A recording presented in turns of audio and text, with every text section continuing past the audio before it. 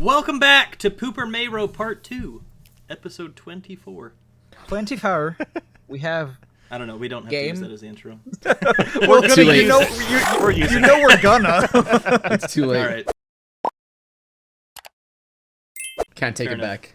back. That's right. You legally can't take it back. Yeah. My options. So we are talking about Pooper Mayro, the folding king. I'm gonna make an origami The folded king. with this tissue. The folding mono. Oh my god. I'm gonna make a paper Better be a airplane. crane. I wish I knew how to make Sounds good. cranes. That'd be sick.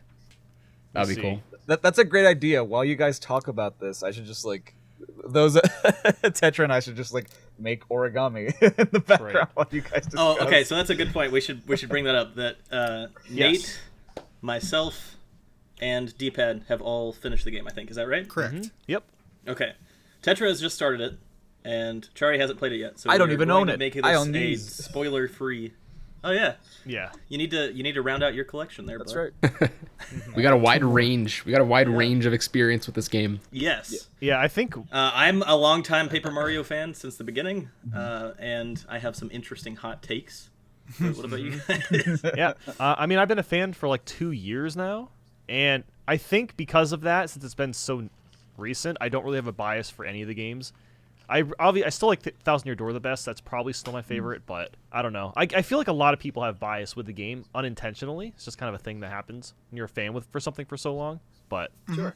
that is Well, that's the tough thing is that for me, one of the Paper Mario titles is my favorite game of all time. Yeah. So anytime a new title comes out, it's got to be against that standard. So I have to kind of get in the right mindset and not try to nitpick too much or compare them back and forth. Try to experience it for what it is. exactly. You're not And Super when it- Paper Mario. When it comes to the Origami King, I was wrong about Origami King just in general because I thought that I genuinely thought that it would just be okay, or that it would be on the same par as Color Splash. For me, I think it was a lot better than Color Splash, and they're really starting to get back some of that magic. There's a lot of stuff still missing from the series that people love about it, but I think I guess the big takeaway for me was that the trailers didn't sell it well enough. I don't think. I think there's a lot of things that they there's not a lot that they didn't show in the trailer. I guess a lot of the environments or in the gameplay treehouse previews or whatever. But there is a lot of I don't know, a lot of charm or a lot of the same spirit of the early Paper Mario games that kind of sneaks back in there, and you can tell that it's the same team that has been working on Paper Mario since the 64 days. Yeah. The writing's very similar. What do you think of the game, Tetra? Before I kind of go into my thoughts, as of right now, since you haven't finished it yet. Yeah, so I played, for reference, I think I played about 5 hours. No, that's a pretty good amount. I just beat the first Velumental turtle. I did the first real boss battle where you go in the circle and move around. Sorry, I don't know if that counted as spoilers or not for people that haven't Not played really. it at all. Nah, it's the first Velumental. You Yeah, fight a so, turtle? I'm just kidding. a turtle in a Mario game? How dare you? How obscene. I like this. The story so far is pretty good. The locales are pretty nice. My nitpicks, my very top level nitpicks have been very nitpicky. Obviously, one of the things I didn't really care for, it's oh, someone takes Peach's castle away again, even it's only 2 kilometers away. So we've seen that before. Yeah. My biggest gripe, I enjoy the story. My biggest gripe has got to be the battle system. Not a fan. Really? Not a fan. I've seen a lot of polarized. Well, that's why I asked you specifically, because I know you weren't the biggest fan of it. Because I've seen a lot of polarizing opinions. So, what do you not like about the battle system? I guess. Also, I got to say, the first hour of the game is very slow. That was a rough, Really? I love rough thing to get through. The first. Well, okay, it was a little slow. It was thematic, but there was there was only 2 battles for the first hour, and they were both the tutorial just felt like it dragged on way too long. It took 2 hours Yeah. for them to stop teaching you new stuff. I would say one of the things that Origami King suffers with is it does feel like one of those games where you have to commit a good chunk of time at the beginning for it to get good. And Yeah. I had That's a bought lot it of on day one RPGs, just I knowing think. that yeah. Yeah. I bought it on day one knowing that I probably would still enjoy it. It's it's a Nintendo game. It'll probably be fine. I didn't have any real expectations going into it at first, but I definitely think that as it goes on, it gets better. And I think the first almost up to about 3 hours is really kind of slow and really hammers in the the paper puns that everybody hates about Sticker Star and Color Splash, or not everybody, but just that just everything has to be some joke on paper. It's not just a fact of the universe, but it's like their only writing material. Yeah. But as the game goes on past the second chapter, I think that paper aspect starts to matter less and less, and that is a really good thing for the story of the game. Yeah, I didn't notice any paper puns beyond like the first stream. There was the red stream, and then after that, you get into Bobby. And then there is a lot of dialogue with Bobby, and I'm not going. There's a very large spoiler with Bobby, so it turns into its own thing. It kind of steps away from the paper puns. Yeah, so I personally, this is actually my first Paper Mario game. Like, I'm obviously aware of the other games. I've seen gameplay. I've watched speedruns, which doesn't give you much in terms of story, but I get that this one is like super RPG light.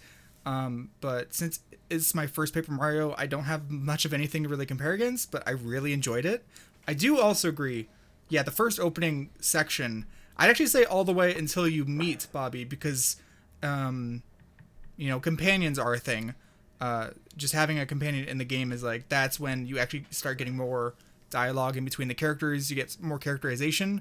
I felt like Olivia is a great companion, but that doesn't start to come out until you actually get interactions. You can't have characterization without characters that talk. Mario doesn't talk. So the first whole opening section, which Tetra, I'd say you're currently in, it's slow, and I agree, and that is bothering. And also, I felt like the ring battles didn't really pick up for me until I started getting farther in, and for context, I was actually playing with a challenge where I didn't necessarily want to fight because I was trying to avoid spending coins, and coins are the thing you get from battles, so technically battles were pointless.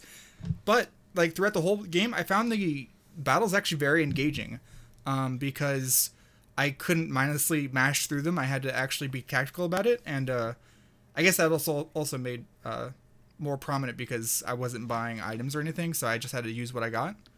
Like overall, the game for me is really positive. I quite enjoyed it. Yeah. I think as far as the battle system is concerned, that's something where I have probably a weird hot take, because I think I'm in the minority, at least among this company, that my favorite of the Paper Mario series, for those who have not watched my hot takes before, my favorite is Super Paper Mario, because I feel like it's kind of a perfect melding of the platforming roots mixed with the RPG elements. Like, the RPG elements to me that are important about Paper Mario were retained, and they kind of melded it together into an action RPG that I felt personally was more compelling than the rest of the series. And when it comes to Origami King, it really did look, from all the trailers and all the treehouse previews and everything, that the ring battles were going to be complete gimmick and was just for the sake of like trying something different without it seemed like it was without regard for whether or not this mechanic is actually fun.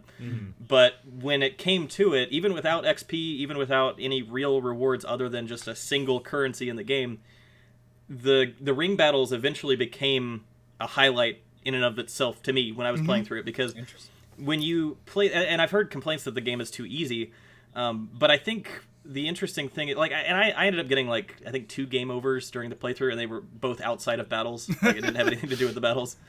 But I think they add a different layer, because if you play it well enough, conceivably you could beat the game without taking damage.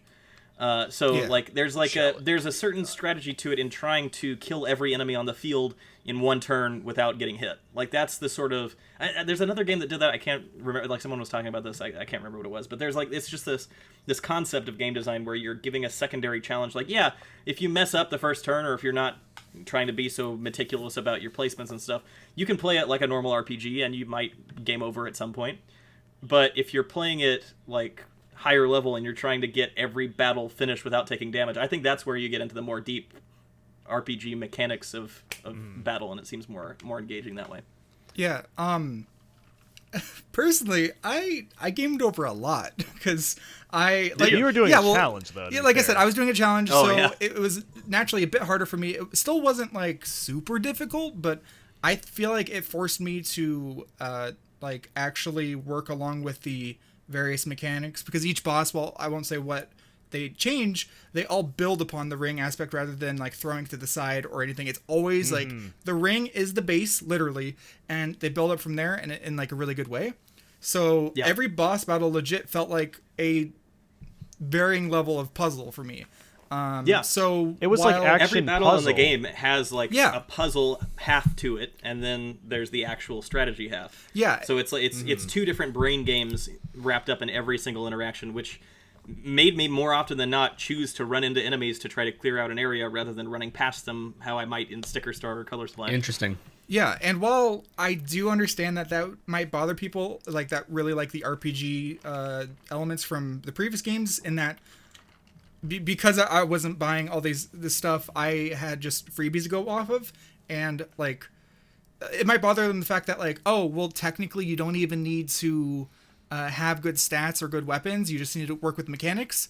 Like I felt like it was rewarding me for learning the boss battles, and it's one of the few games I could think of where I would want to go back and retry the boss battles, because like most games I feel like the boss battles, like, okay, they're either they just exist and they're gone, or like they're cool but like they get tiring after one go. But like all of these I feel like, yeah, I could see myself really I could enjoying definitely like, replay them. yeah, for sure, which is nice because Yeah. like there is a feature that lets you do it. Yeah, I appreciated that it was like that the whole game I never felt like I needed help or a walkthrough, but every Yeah, boss felt challenging to figure out what their secret was, like what their strategy was, and if you give it enough attention you could kind of try different things and pick it out and figure out what you're supposed to do. And That can I was touch on probably- the letters in the boss battles? What is it? the letters. The letters that are spread Like the around. Did you hints? ever? Yeah, did you use those? I used everything. Okay, yeah. I Oh, actually, yeah. that's pretty much. I thought you meant like A, B, C. Oh, yeah, no, I was like, sorry. what are you talking about? Yeah. Sorry. So yeah. So for context, in the boss battles, there are hints inside of like letters, like mail, that you can go on, and they give you hints as to the current phase of the boss battle. And I totally thought that would be like, oh, I'll just do this so it's super easy. But like, no, it does give you an idea of what to do. But it's like you sometimes have to sacrifice a potential attack if you want that hint. So it's like there's a trade-off. And also, it's like, here is a bit of information. If whether or not you can act on it or actually utilize that, that's up to you. So I felt like that was a really good way of doing it, because it wasn't ever like, oh, it's like with some games, like it's like, oh, shoot the big eye, get the big eye. You can see the big glowing target, and like, Yeah. Every some of boss it's had obvious, a totally yeah. different strategy. yeah.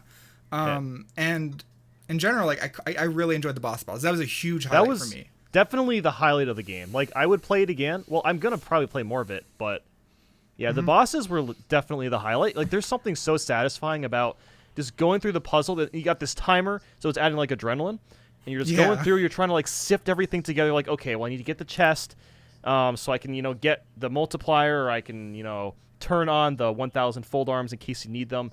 And then like I even found it fun to do trial and error, because the game does not punish you for trying something and failing at a boss fight, because the game throws hearts at you, and not so much to make the boss fights easier. It's so you are allowed to try multiple things to figure out how the boss is defeated. Like I think you it's can pick up health on Right. the board as you're going around. and Yeah. even if you want to make the game harder, just don't pick up the hearts. You have the choice to not do that as well. So I think that's another interesting thing about the game is you can control the difficulty 100%. For the ring battles, they do get harder at the end, but you're going to have a lot of coins. You could just use toads and they'll do the ring for you. If you want to make the game easier, there you go. Or you can figure it out on your own. It's totally your choice, and that's what I like about it. Did you all ever find perfect lineups while you were playing the game? Because that was one of my favorite things to try to do. Yeah, I'd always tried to do but it, I don't know if but I you- wasn't very good at it. Okay. There's great attack lineups, like Yeah. where at one point in the game you unlock an option in the settings menu where you can turn on or off where the pieces are, or where the enemies should be lined up.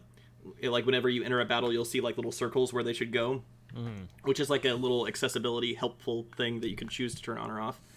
But if you want to, you can also choose to find your own way of lining the characters up. So for Chari or whoever who hasn't played the game at all, there's like when you see the ring of enemies in every battle, you are tasked with trying to line up all of the enemies in a certain way, and every puzzle has a solution where within the certain amount of moves you can line up all the characters either in straight lines of 4 or in groups of 4, 2 by 2.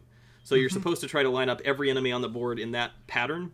But if you manage to do it in less moves than the moves that they use to jumble it up, then you get like a perfect lineup, which I think is more attack power or something like Yeah, that. But that was something that was 1.5. like a little mini game through the time I was playing it, where I was trying to see if I could beat it in less moves than the developers had laid out. You know, it was like that was a fun little side option. But before we leave the topic of bosses, and I'm gonna try to be vague, so again, not to spoil it for anybody, but I want to talk about a boss that happened right around the midpoint of the game, I want to say.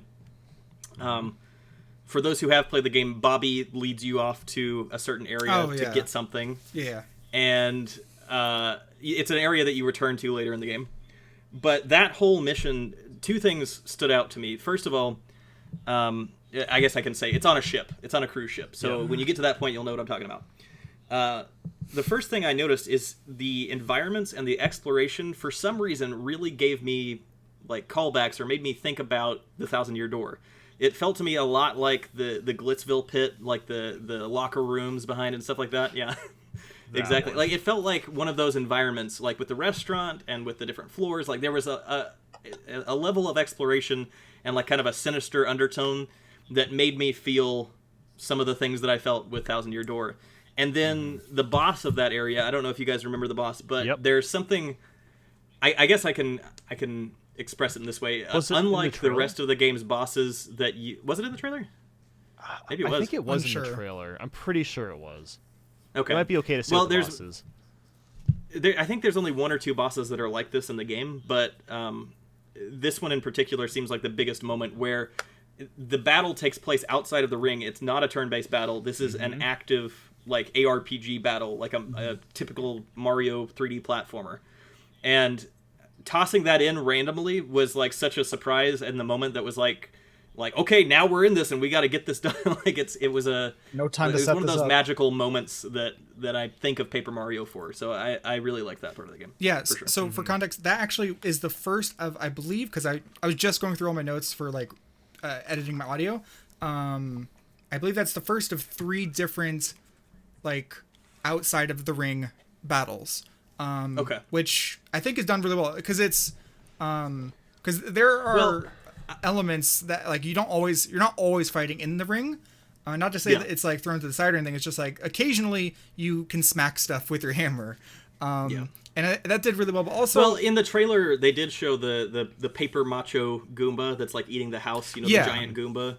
Those are enemies where you don't have an actual turn-based battle with them. You're just supposed to go up and smack them a few times, you know, and like figure them out. Yeah. So the boss that I'm talking about is kind of a giant version of something like that. Yeah. But also, you said it reminded you of Thousand Year Door. I have no idea what you're talking about in that game, so I didn't feel It's that. like But I did. the tone. You would have to play the game. It has a very similar tone. But that's the thing. So me, I didn't have anything to base it off of, but I still felt like I was like, ooh, this is sort of spooky because it's like it's a cruise liner out on the ocean.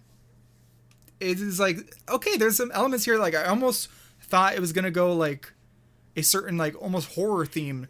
Yeah, there was kind of like a Cloverfield vibe to it. Like there's like some foreboding boss that's about to attack, and then eventually you face it. Yeah, so like in the moment, I wasn't really sure why I was there, and afterwards you learned why you were there, and it makes more sense. But like the whole sequence was like, oh, that's actually pretty nice, because like I was worried it was gonna feel contrived, but you know they gave a reasoning as to why you did all that. Actually, I think that applies to a lot of the sections of the game. That, I mean, the only thing, actually, yeah, I want. Can I talk about like Autumn Mountain? Because like okay, It's the second area of the game. Yeah. no, I mean, I want to change topic if that's cool, because God, it's so fine. obnoxious. Like actually getting to unlock the water shrine, that whole thing felt pointless. Like, do you know what I'm talking about? I'm trying to remember what it was. Let me go look at The my world water map. shrine. Zelda. Yeah. Unlock the water shrine. Yeah. Like inside It's- when you're like out in the ocean. No. The water of elemental shrine is on Autumn Mountain. Oh, Yeah. okay, that's coming back. Yeah, do you know what I mean? That whole section I felt remember that super unnecessary, which is really Are you unfortunate. talking about in the field? Yeah, around there. Yeah. Okay. Yeah, I remember and the then- temple was kind of lame. I didn't like it because it was actually you could totally cheese it. So like for the puzzle, it was like one of those basic things where there's like 9 pieces and you just have to move them around. and get them in the right spots. Oh yeah, If you, like a 15 Yeah. piece puzzle or whatever they're called. If you spend the 3,000 coins for it to do it for you, it does it, and guess what? The game gives you like 1,500 to 2,000 coins afterwards all over the ground. So there's I feel like, so cheated. yeah, there's literally no reason to not so do that. lame. It's, Yeah. it's I think so I got dumb, like yeah. we're talking about there's a part in that temple where you have to do those kind of like sliding puzzles. Oh, Yeah, it was to just like that one match other part. things. I'm like, really? Why are you giving me so many Yeah. coins? Is it like Okay. When I went there, like I was thinking, oh no, I'm gonna be here for like an hour trying to figure out this garbage, and then I think I just got lucky and managed to turn it the right way, and I was through it in like 2 minutes. I was just Yeah. curious. Like I was because I was working on the triggered video for it. I'm like, oh wow, you can just pay your way out of this. So I recorded that, and then afterwards, I'm like, wait a minute, you get almost all your money back after doing this. This is ridiculous. Okay. It's even worse. Why not? I would say like it is very much like the difficulty curve is what you make it. Like if you Yeah, 100%. like Yeah. when I played through it, I felt like in my playthrough I always had way too many coins until I got to a point where like there are collectibles that for like the completionists that like there's one that I'm saving up for right now that I'm going back and trying to 100% it. There's one figure you have to pay 70,000 coins for in Toad Town. Damn. Yeah. And like a great battle toward the end game will give you maybe 1,000 coins. You know, like they start ramping up those prices. Yeah, for context, because I never spent any. Well, I spent some coins, but very, very little. I won't spoil how much, but what I ended up with is like without going too far off the beaten path. My playthrough took me like 20 hours, made possibly longer because I was avoiding using a lot of the easy stuff. I had like 92,000 coins, so that is enough to buy that one item. But you got to keep in mind that's because I've spent nothing like Right. anywhere else. I think so. there's 5+ other collectibles that are each at least 10,000 coins. So like there's a lot to keep you going. Yeah, like eventually you get this what they call accessories, but for old Paper Mario fans, a badge that is Right. this Yeah, I wanted to bring coin that step up. counter. I don't Yeah. know if you can see that. I was gonna. but there's a coin step counter that if you every 10,000 steps you walk, you get spoilers. Turn off the sound. You get 10,000 coins for every 10,000 steps you take. Oh, that's so you can sick. turn it on, I didn't know about and you that. can Dang. keep walking through the game. Like you can, as you're going through, eventually you'll hear like a cash register, and you get 10,000 coins. So it's a nice like additional income stream. do you get that long like until- They're earlier? in place. Whoa, Like, all that was of us everybody. talked there. Sorry about that. No, it's all. Do you get that like earlier in the game, or is that like late game? I think it was I pretty think that late was- game. It's one of the last row of accessories. I think it was like the third stream, if I'm not mistaken. I actually skipped it because at the time Probably somewhere around there. it cost like 14,000 coins, and I had like 14,500. I'm like, yeah, screw it. I don't know what this thing does, but I'm just gonna Yeah. skip it. I literally So, never went inside the accessory shop or looked at the accessories. You don't and I need never them. looked. Yeah, Yeah. I just never did it the entire game. But even with my 92K, like I don't think I'd be able to buy out all the shops. Yeah. So They're spendy. No, you've got to seek out like, and that's something that I really appreciated about it too. Is that like, there is no standard XP, but like, it seems like Miyamoto told Intelligent Systems like, don't put any XP. Like, we have to make this without any sort of traditional RPG mechanics. But they like weaseled it in with like some really smart game design because the coins like are a reusable resource that don't directly translate to XP, but as you're going through the game, if you choose to seek out enemies, if you choose to fully explore an area and like just do everything that you possibly can, which you typically would do in an RPG to grind and to get XP to level up, as you do that, you'll find little hidden areas that have like, you know, a heart piece stuck in the ground, or like, you know, you save a group of toads and they'll give you one, or like some guy in this random shop will sell you one, and those heart pieces will add to your max HP and give you a boost in damage. Yep. Yeah. It's not described in the game exactly how much damage it gives you, but like It every just time you says, get like, one a ability, it little says, bit. oh, you look a little stronger. And Yeah. you You do So, actually see. and your damage goes up in a battle. Yeah, I noticed the difference. Like you can tell just because when you use hammer in the boots so much, you kind of get used to seeing the same numbers, and then when you get that HP bonus, you're like, oh, this is like 3 or 4 higher, maybe 5 higher, Yep. however big the jump is. Because sometimes you just get like 5 Yeah. HP bonus. Sometimes it's large, like a 20 HP bonus.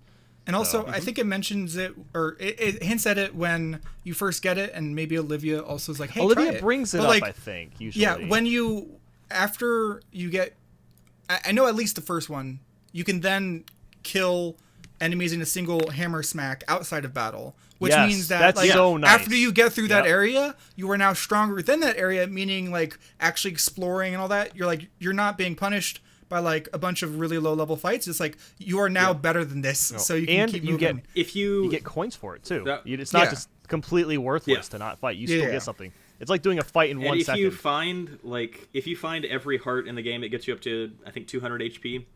And when you get to that point, you can kill up to like folded soldier shy guys without going into battle. Like you can just hit them with a hammer. Wow. So Koopa That's crazy. Troopas, Goombas, anything weaker than that will all be taken out without having to enter battle if you're quick enough. Yeah.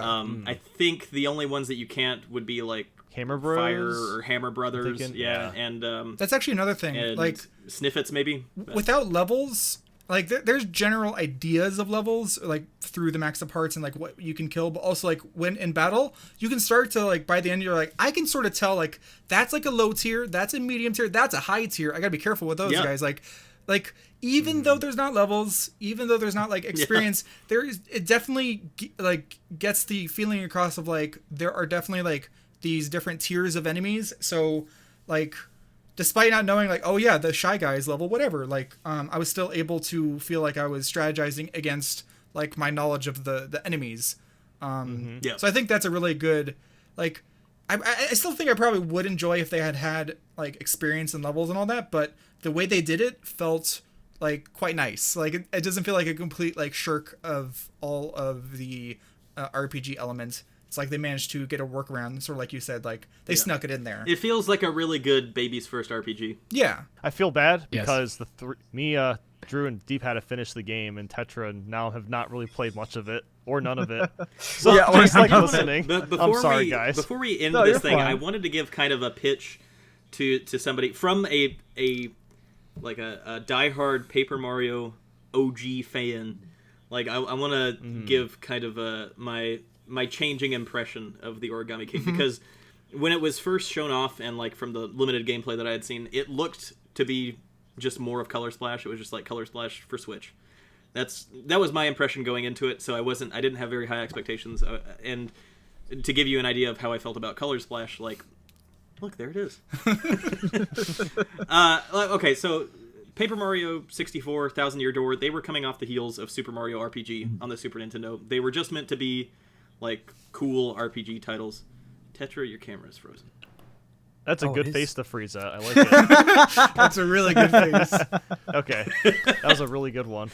That caught me off guard. Okay, so they were supposed to be like just good RPGs with Mario thrown in. That was kind of their deal. When it came to Super Paper Mario, they tried to meld in some of like the core Mario mechanics with actual platforming gameplay, and they did some crazy stuff, made the 3D flip mechanic. But it still kind of had the same tone, and I think something that's hard to put into words that a lot of the Paper Mario fan base really hated about the Sticker Star saga, I guess, and that new Sticker Star trilogy, if you want to consider Color Splash and Origami King as part of that. Because it does feel to me like there's an original trilogy and a new trilogy. It's like Star Wars. We got our, It's a our good original comparison, set, actually. and then we've got the new 3, right? I think one thing that's hard to put into words that a lot of fans didn't like about Sticker Star is from 64 and 1000 Year Door and Super Paper Mario, there's a theme or a tone about it where it's an RPG first and foremost, where it's fun and bright and Mario, right? And we've got these ridiculous slapstick moments, but there's also parts of the story that talk about grief and loss and love and like deeper concepts, like political commentary. I'm sure you could find in Paper Mario at some point. There is, Like, I remember 1000 Year Door, there is a environmental joke in there about like like an EPA. Or it's like a PETA. climate change thing. I'm like, holy crap, Okay. they were doing this in 2001? Wow, or whatever the hell So that the game first came three out. games do have that, and then you're saying the Yeah, the first 3 games have like they kind of run the gamut for story. Like there's like, I will not be ashamed to say that like Super Paper Mario definitely made me cry the first time I played it, and I think a lot of people say the same thing about that game or the first 2. And when it came to Sticker Star, they kind of like Miyamoto's direction was it's fine without a story, so it doesn't need one. And as much as possible, create it with only characters already in the Mario universe. Yeah. Okay. So with those two rules, the team was really creatively stifled, and eventually it was just that, like, that's when the visuals had a huge upgrade in Sticker Star. It was made to look like, you know, Woolly World or Kirby's Epic Yarn or something, but with paper. Like, they made it look like actual cardboard and pieces. But they pulled the soul out of it because now all the writing team had to go off of was, this is a paper world. So, like, all of the jokes were about being crumpled or being stuck under a sticker or being folded up, you know, and, like, it's just, like, it was bashed into your head over and over again. And it was just the entirety of the story, or the entirety of the writing, pretty much, was just slapstick humor. Just like, you know, oh, look, there's a toad walking around like an accordion. Oh, no. You know, like, this kind of, like... And Color Splash was more of the same. They brought back a little bit more of the sort of classic turn-based mechanics and, like, made it less obnoxious and gave more of a reason to fight enemies than Sticker Star, but not much. There was, like, one or two new characters. Huey was there, you know, like, it was a slight improvement over Sticker Star, in my opinion. And with Origami King, I really expected it to be just more of the same. But ultimately, they pulled some of that serious storytelling back in that has been missing from the Paper Mario series for over 10 years. And I think it's a lot better for it. Like, it is kind of some of that, like, just, like, really hammering in the paper aspect for the first chapter. But after that, you'll see I had a tweet. I said that it's not a real Paper Mario game unless somebody dies. And that is foreshadowing. Oh, Spoilers. Oh, dang. You know. Yeah. So I think there's there's a few different characters I think that die throughout the course of the story. But Yeah. like, you know, it's Does Mario die? There are. Yeah. Mario died. Mario dies a gruesome Spoilers. death. Yep. Yeah. So Mario, if he dead. Rip Luigi. So as someone who never played the previous games, like, I know of them, but, like, I don't have attachment to them. You describing it like that actually makes me want to go back and play the first three, because You should. You should 100%. I know I should anyways, but what Yeah. I'm saying is, like, I really enjoyed Origami King in that, like, while there was some slapstick and goofiness, and just made me go, like, in my script or in my notes, I was like, what the hell is happening? Like, what is this? It's because it's so goofy. But, like, I legitimately got emotional at a couple bits. You probably know what it is, but I won't say specifically. But, like, I got emotional at the end. I was like, man, I like those characters. That was like, I felt attached to a number of the The characters. ending was and so bittersweet. I'm like, oh Yeah, my so- god, why? Like, I understand why that thing had to happen. I also but I really still liked feel why bad. they did. I'm excited Like, to play the it ending now. of the game, the ending, they didn't explicitly, like, point out the bittersweet aspect of it. They just kind of, like, let it sit and, like, let you realize what happened. Oh yeah. They and I don't think make it that was a obvious good way at to all. do it. You just Yeah. realize it I yourself. think that was a good and way to you're do just it. like, oh no, they actually ended it like that. Like, it's still a good ending, Yeah. but still makes you a Yeah, little so- sad. So through all that, like, that was, like, such a great, like, element of the game for me, because, like, I guess I like Mario games where there is plot and also heart and also, like, That's the thing. attachment. Like, Paper Mario used to be Nintendo's franchise for Mario, where they could just go off the wall crazy and do whatever they want. Like, they would make crazy stories with new races of characters, new locations that have never appeared in Mario or any Nintendo IP before, and they just gave them free reign and said, like, make an RPG, shove Mario in it, it'll sell, you know? And it did. But now it's like, now it's an RPG in the Mario universe. We have to be a little bit more stifled. But despite that stifling direction, I think Origami King succeeds in bringing some of that heart back. And if Origami King is your first Paper Mario game, that goes for anybody, and you like it, I think you should go back and start playing from the 64 title. Because to me, I think after playing Origami King, it's right there, kind of on par with the first Paper Mario game. I think you like, can look on our. A few of us have done tier lists on the Paper Mario series. For me, my favorite is Super Paper Mario. That's controversial.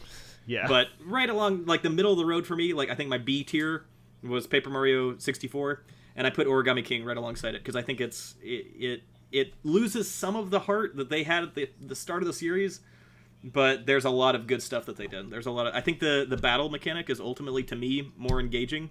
I actually really like the puzzle aspect of the ring battles, and I think it's at the very least it's worth checking out. So. Nice. Well, it sounds like for me, I get to go, like, I get to have a better experience now, like, with the first three games. Yeah. So that's something nice. Yeah, I guess. you could even just stream them, you know, whenever you get the chance to.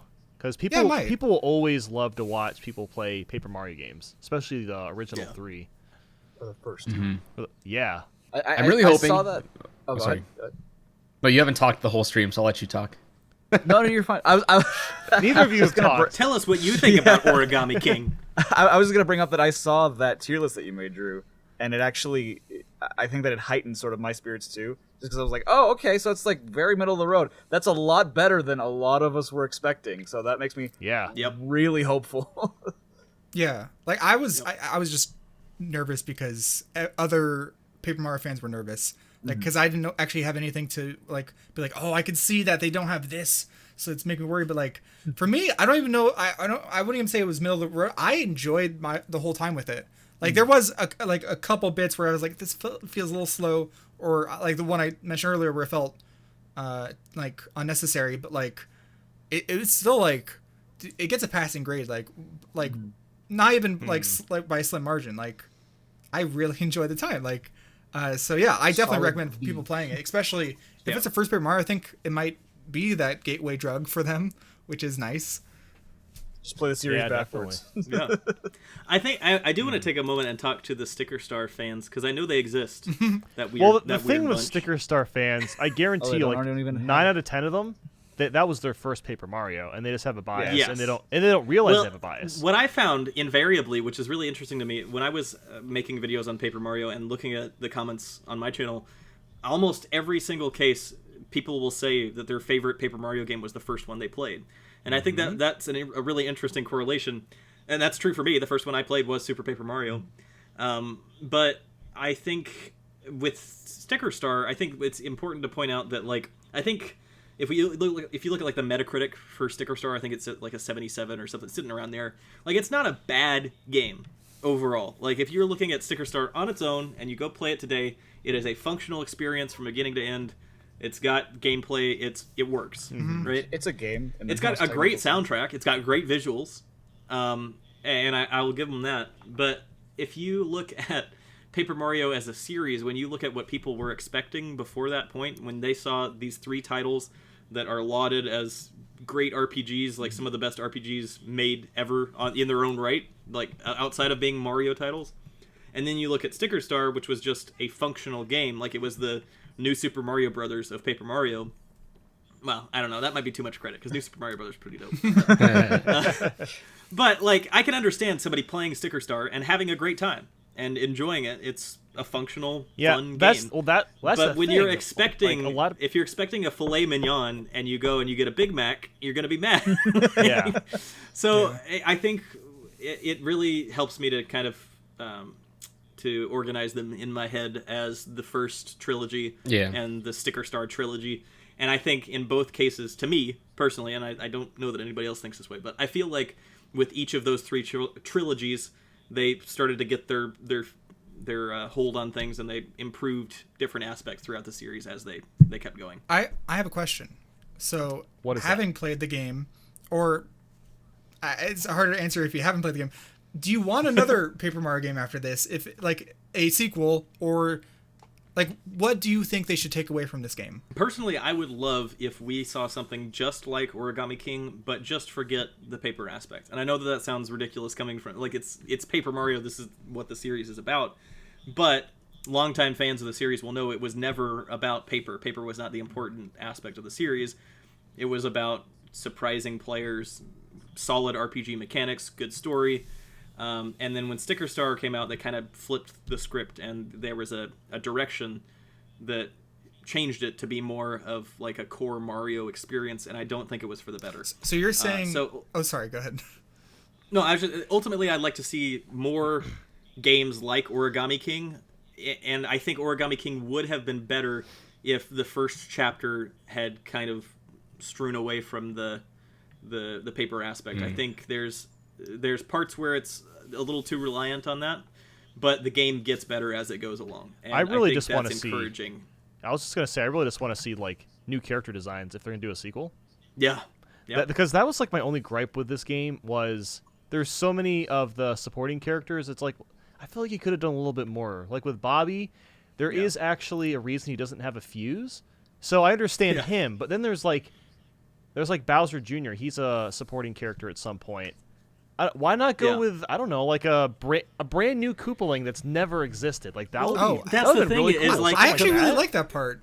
Like, sorry, I really like the part with Bowser Jr. because you're not just with Bowser Jr., also with Kamek, and like Kamek, he's constantly like, you can see how beaten down he is, and like, Well, the writing is and I have stellar. no- The I writing didn't is like stellar it per as se. always. I Okay, just think okay, fair in a enough. sequel, bring back just throw in some more unique characters because like Olivia was one of my favorite That's characters. the thing in is the game. that they are being told by Miyamoto. I know, yeah, to like they're do not that. allowed to do it. That's which is the thing stupid. that sucks. Like It's dumb. Yeah. I love him. He's a great dude. He's getting old.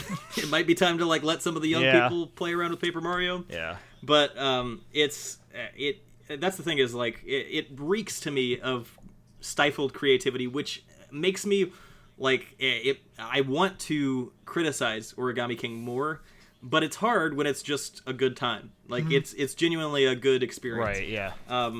When it comes to the character design, I think one thing that's nice is that if you see a character that typically would be a Mario enemy, just like a Koopa, Goomba, any sort of normal Mario character, Sniffet, they are NPCs. Like, you can talk with them. If you see one that's an Origami version, that's going to be the enemy. Like, you're only fighting Origami in this game. So that is a cool delineation that I think they made and allows them to have more cool interactions with NPCs. So when it comes to the folded soldiers, the enemies in the game, it really strikes me as a great example of how I think the development probably went down for this title, because you can tell the team in Intelligent Systems wants to make this world with new characters, but they have to work within the bounds of Nintendo's Disney-esque style guides, where they have to make it like just so. So all of the enemies in the game are, with a few exceptions, there's actually I don't want to spoil it, but there's an enemy type in the final area that is only used for like 3 battles, and I really wish they would have used them more because they're super creepy and great. Oh, And they should have been yes, the whole I game. love that part. The I know short guys exactly and the tall what guys. you're talking about. Okay. That's a big spoiler, though. I'm going on Yeah. Amazon Yeah, right now. I'm not gonna go deeper into it, but it's great. Convince and I wish Charles they to would buy have the used that games. more. Is it Wario That's and like one of the Waluigi? few. I mean, I was gonna do It's- it anyway, honestly, but I it's want better. it now. It's Better. Yeah. They're they're- brand new characters. That's the thing. Oh, sick. I don't want to spoil it. It's so cool. Like Drew said, it's like they're genuinely creepy. Like, and Yeah, like the I way they definitely introduce felt the them. spooks. Because, like, if everything you think gets of like quiet the in the room. Redeads from then Zelda, they show like from up. Ocarina of Time, the Redeads, it's kind of like a similar vibe. It's Like, they're similar just kinda vibe like to that. Yeah. creepo dudes. But you could tell that like they wanted to do more of that, and their compromise was to make the folded soldiers. They're like messed up, creepy versions of classic Mario enemies, and that's who you're gonna fight throughout 90% of the story. It's nice that there is a delineation, like they are a technically new type of character. They're Origami soldiers, but I hope that we can see, and this game has given me like a glimpse of, or a glimmer of hope that we might be able to see more of that creativity come back to the series if we see another entry. So I would like to see them make another complete overhaul of the series, because when you look at 64 to Thousand Year Door, it's not a huge jump, but there's a jump in visuals from 64 to Thousand Year Door. Thousand Year Door to Super Paper Mario was a complete shift in the way it's presented. Like, everything is like a sort of 2D digital landscape as opposed to a storybook. Yeah. And then from Super Paper Mario to Sticker Star, it was another huge jump. It's now back to the storybook, but everything looks like actual paper and cool textures and stuff. But then from Sticker Star, Origami King still looks like Sticker Star, at least from memory. I mean, if I compare them, I'm sure they look different. But Yeah, like the style is the visual very, very similar. style is the same. Still. Yeah. Yeah. I just maybe So there's still I more would like to go. see them do a new. I'd like them to do a new overhaul, like whatever direction that takes. I'd like to see another game where they do the sort of Super Paper Mario vibe, where we're back to just like a truly 2D game. I think that works well for the RPG genre. I'd like to see more 2D RPGs, but that's my own hill to die. I don't think they're gonna do that. I mean, I honestly don't know what they would do. They might continue with the ring battle system, or they're gonna change the battle system. But in terms of like the visual style, I feel like it's gonna remain the same for like forever. Because like New Super Mario Bros. Has been the same for over a decade. Yeah. So That's the parts that I don't like about new Nintendo design, though. Like, I wish that we could. Don't get me like, wrong, the I don't fun like part it. of I'm just Nintendo for being me. real Yeah. here. This is just how New they are Super now. Mario Brothers U Yeah. DX. Yeah, I think Nintendo is at their best when they are doing off the wall crazy stuff, Right. And like just not listening to anybody, looking at their competitors. They just do something out of nowhere, like WarioWare. WarioWare is one of my favorite Nintendo series, and it just comes from just doing wacky crap. Like, just do more of that, please. Like, I just want to see them experiment more. Where's WarioWare for Switch? What do you think, Tetra? Oh, I was just gonna say, you guys are giving me hope, but I really do hope I enjoy the game more from where I'm at right now. I think you will. Fair enough. You guys I were, think you will. Yeah, I everyone's know. been I've playing seen, it up If you so get far. to- I've like, seen so bits far, of I'd your probably only. streams. Oh, sorry. Go ahead. I was just gonna say, so far, like if I was to give it a rating right now, which I don't like giving a game a rating before I complete it, but I probably only give it about a 6 out of 10 as I am right now. Yeah. I totally was where you're at, and I do, Yep. without trying to be like, you will enjoy it. I think you will enjoy it. I think it's a much more enjoyable time as it goes on, and I do agree that it's like, the point I was actually thinking of is like, so you want the game to be where the paper is just a canvas for which the rest of the story is told on, and like the rest of the game after like that first sort of section definitely feels like that, because like, yeah, there is paper. I could tell that paper is what they're made of, and like they definitely play off of that, but like everything else just like that just felt like there's a story, there's characters, and like all that enjoyment. The paper aspect falls to the background. Yeah, which is and the it's best for part. The better like, of the game. So yeah, I definitely agree there, and I think it's a game where it gets better as it goes on. For me, I don't know if I have a score I want to give it, but it is a recommend. Like, I actually would recommend it to people because I really enjoyed it. Also, like I don't know, something about it. It just hit right that I can't really put into words. Oh, I did want to mention that briefly. That like we were talking about this slightly before the stream, was that there are aspects of the level design and puzzles that I think echo some of Luigi's Mansion 3. on Definitely Switch. later in the game for sure. You start to see it. If you liked Luigi's Mansion 3, You will love this and game. you go into Origami King with the same sort of mindset, I think you'll have a lot of fun. Yeah. Yeah. Yeah, it hits a lot of the same environments, but also like same, I guess, like vibe. I guess that's the best way to put Just it. like fun exploration Yeah. and collectibles and, neat little things. Like, it feels like, to me, Luigi's Mansion 3 more so feels like a fun kind of spooky haunted house toy box. Like, you go in there and you can just like play around with just whatever environmental things they've put in the area. And there's a lot of things like that in Sticker Star, especially with the toads that kind of feel almost like the Korok seeds from Breath of the Wild. Like, there's just hundreds upon hundreds of toads hidden in the world. Oh yeah. And eventually, like, some of those puzzles to find them get kind of difficult. And they're pretty fun though. I do like that when you pull up the menu, it shows you like how many of them you found in a certain area or how many hit. Yeah. I really like that. That I'm was going really back nice. right now to try to 100% it. Yeah. Nice. And it is a beast. I don't has like that. I feel like Drew would probably know this best, but was there any previous Paper Mario game where it kind of showed like your progress for 100%? Because I don't think so. At least not to that granularity. There's like a list here. I'll try to show it. I don't know if you probably won't be able to see this on my dumb camera, but when you go through each area, there's like a list of the individual sub areas, and then like you'll Don't see go as too I go far. through here, Don't go it'll too far for the yeah. map. But yeah. And each one of these areas lists how many toads have been rescued as a Question mark percentage. blocks. It's like a bunch of different stuff in Yeah. there. Yeah. How many of the not bottomless holes have been repaired with confetti? Yep. Yeah, but even and when it tells the, you that, it's collectible not treasures. holding your hand. I feel like you could. It's one of those where it's like, yes, you have 5 more toads. Find them, and you're like, that doesn't help much. Doesn't like, help. Obviously, Yeah, you not know, really. but like actually finding them, like they were. It's not just like, oh wow, that's like the 16th toad sticking out of the ground that I have to pull. It's like they're hidden as bugs. They're hidden as little rocks. Like it really. There's one early on that really took me a while to get. The Toad Town and one, in all retrospect, the way it was to really the right. easy. I don't know if you remember that one. I don't. I'm thinking of in Whispering Woods early on. There's in the first area. There's a cabin, a log cabin, and there's like There's a log cabin. 4. Yeah, I don't- right next to it's the barbecue place. Is that the one that's don't- alive? Toad's barbecue house. I don't know if I ever Yeah. went there. Like I don't That's ever the place remember that. where Yeah. the logs are like they're telling you they're gonna die, basically. Yeah, the logs want you to light them on fire.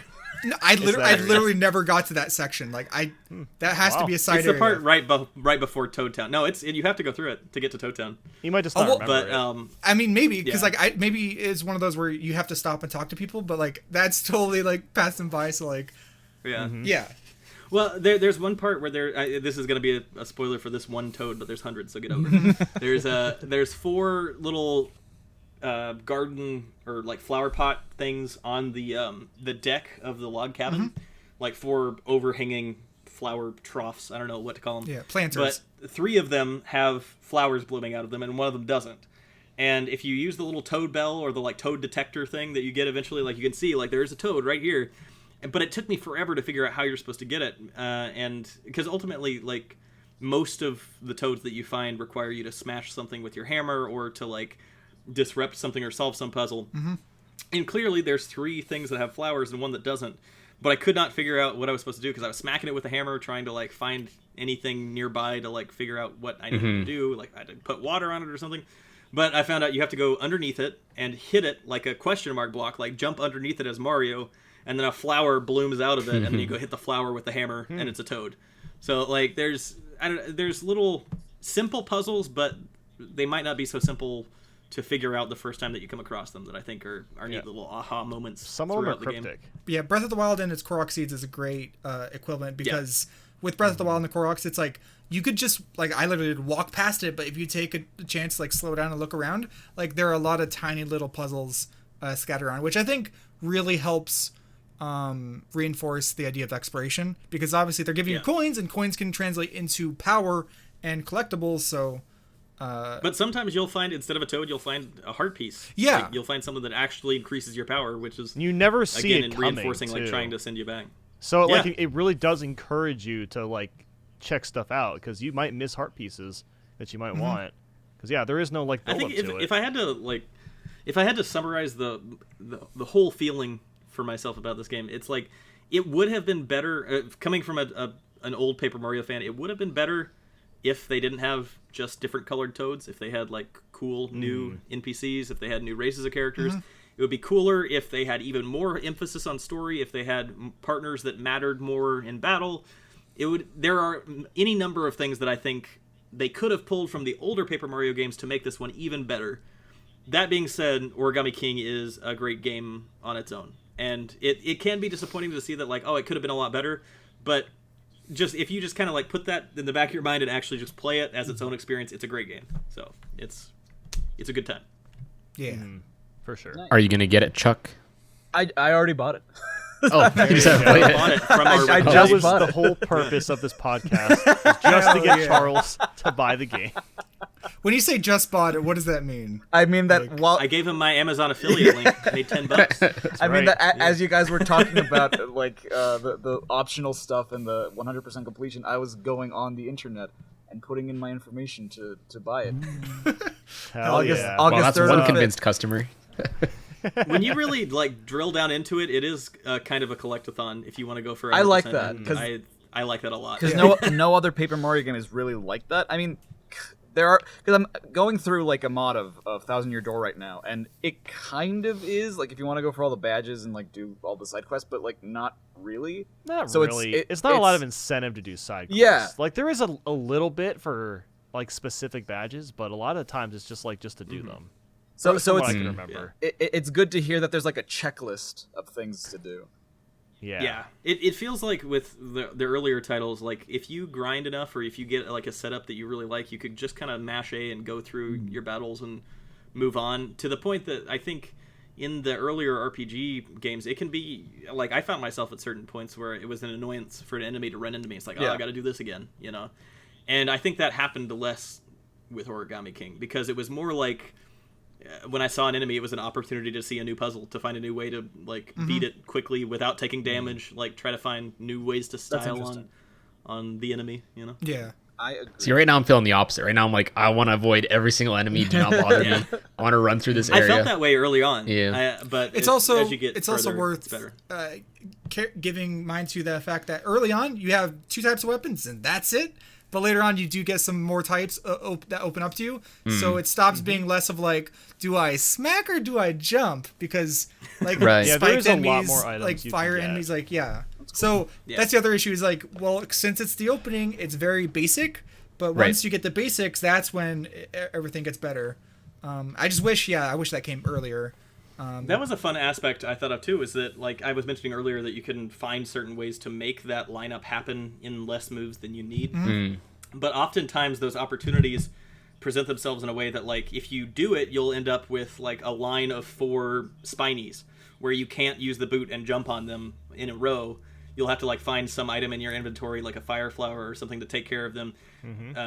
Because the way that they designed the puzzle was that you have just enough moves to get them into a group of 4 to hit with your hammer, but you might be able to find a new, like a sneaky way to line them up quicker in a row of 4. But if you do that, then you have to start thinking of more deep strategies, or like trying to find other ways to circumvent the mistakes you've made. Right. I don't know. Yep. It's surprisingly engaging for such a simple concept. Yeah. Later down the line, it is very simple at first. The battles, I can understand why someone wouldn't like the battles when you're first playing, but yeah, they do get a lot more engaging, especially the boss fights. Like, I was playing through that game, I was just ready for boss fights. That was like definitely the best part for me.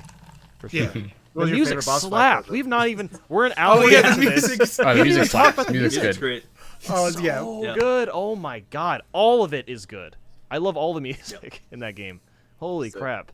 I can't wait for part 3 of this trilogy, where we discover that Tetra just hated the the battle mechanics through and through, and now What was part one? Yeah, maybe. butt heads. When was part 1? Like, oh, we got to do a follow up now. What does everyone think months later? That's right. Hate it. Still hate it. Still hate it. Still the Zero. worst game ever. 0 out of 10. Bought it, never Too played much it. water. Exactly. Damn. Well, we are about an hour in. Do we want to wrap things up here? Let's do that. Yeah. Okay. Cool. Before my camera freezes again. For the Yeah. 20th time. I've only seen it freeze that one time. I haven't seen it freeze. Oh, any other it's time. frozen at least 3, pretty sure. Maybe 4. Yeah. It happens. I've seen Well- you restart it every time. Yeah. Well, here's what we can do to help that out. Make sure to drop a like on the video, and it will repair Tetra's camera 100%. This is not fake news. This is real. So, Guaranteed. Damn. Yeah. smash like. You got to do it. Fix his camera. Don't do it for me. Do it for my camera. It's for the camera. The power is in your hands. We'll see you next time. him a new camera. Farewell. Alright. And cut. Okay. All right. Stop recording. Yes. Actually, wait. Should I start my recording? Ah, Yes.